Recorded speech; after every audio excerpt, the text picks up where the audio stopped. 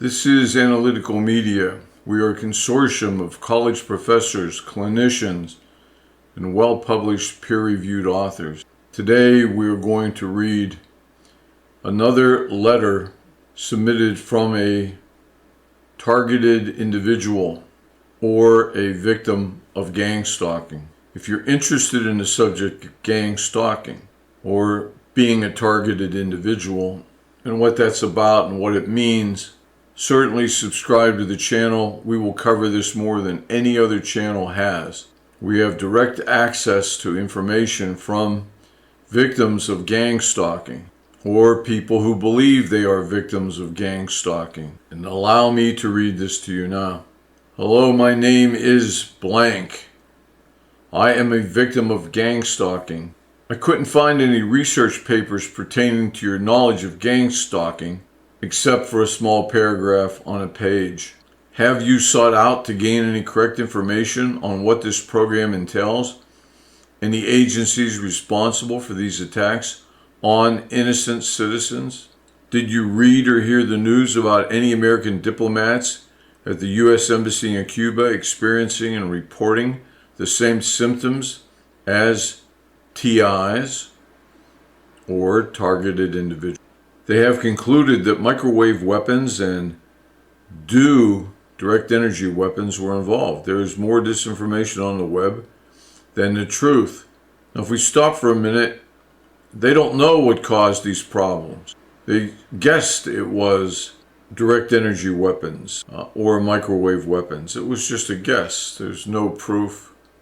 And we are quite familiar with the event in Cuba. I would agree there is more disinformation on the web than the truth. A large percentage of people that first hear about this matter are quick to jump on the bandwagon that we are all crazy, wearing tinfoil hats, and that people around them are stalking them. This couldn't be more further from the truth. There is an overflow of trolls and fake Facebook profiles in TI groups that make us look like a joke. I'll explain a little bit about it to you and leave you with a couple of appropriate links that go further in detail. Yes, that's the debate. Is this real? As you know, people who think they are targeted sometimes end up being mass murderers. And they write about it. They can't get any help. They try. They're in pain. They're suffering. And they try everything they can do, calling up people who've published studies, sending emails to people who've published studies.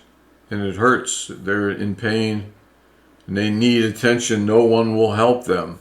And the debate is whether it's real or not. Are these people delusional or are they really victims of gang stalking? Mostly the government, police agencies certainly, consider it to be a mental illness.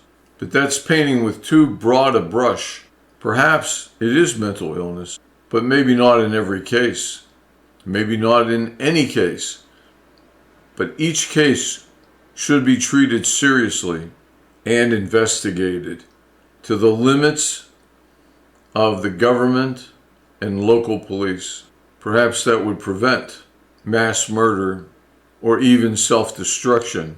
Allow me to get back to the letter. There is an overflow of trolls and fake Facebook profiles and TI groups that make us look like a joke. I'll explain a little bit about it to you and leave you with a couple of appropriate links. It's happening to all walks of life, some since birth.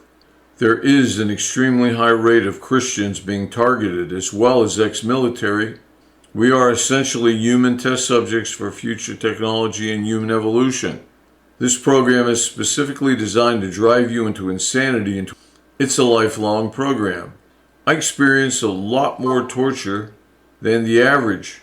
I am in a system that includes RNM, remote neural monitoring, which is a form of brain hacking, and V2K, voice to skull. These are highly advanced technologies that some say is 40 to 60 years ahead of us. I have them transmitting voices to me constantly, reading my thoughts and putting thoughts in my brain as well. It is very repetitive with the same themes and words used And after years of it, it's impossible not to respond to them. When you don't respond, they will start electronic torture on you, which happens to me. They can do just about anything to your body. My heart and brain is the most targeted, and it is very scary and intense. I honestly feel my heart burning and beating at an extreme speed. It is very time-based with precision and synchronicities. Another one of their goals is to get you isolated as much as possible, which they have achieved with me. If I only knew about it after it was happening, I probably would be a little better, but I found out too late. I never imagined that people would do these things to their own countrymen and women. I ended up in a psych ward and was falsely diagnosed with schizoaffective disorder and was put on medicine that only did more harm. They have torn my life apart.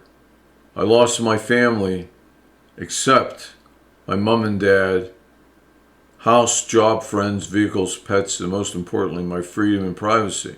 I am going to leave you with 2 links with credible information. The first is Dr. Robert Duncan's book, Soul Catcher. He's one of the contractors that helped develop this technology. And after finding out they were using it for the wrong reasons, he left the government. The second one has a lot of information, RNM and V2K. I hope you take the time to gain more information into this serious matter. Thank you.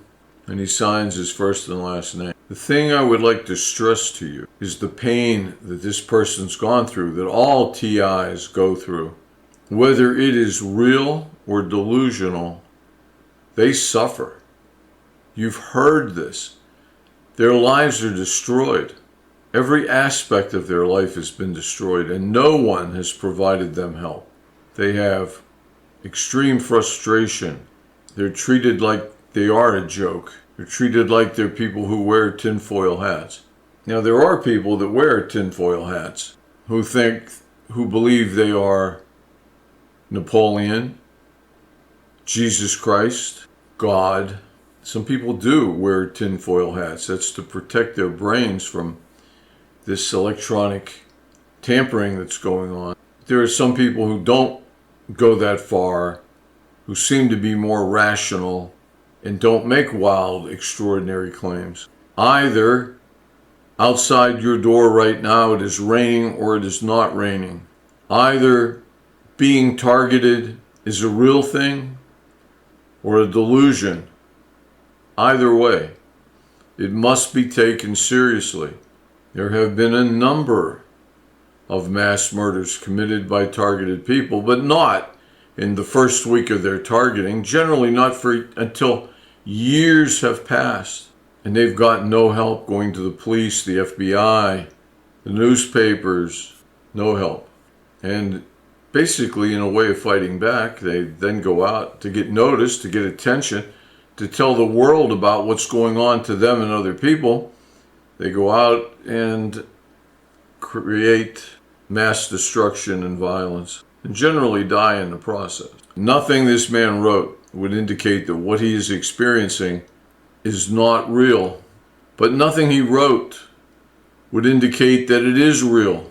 People have talked about this experience, the same experience, before there was electricity. There were no electronic weapons because there was no electricity to run the electronic weapons. That's the truth.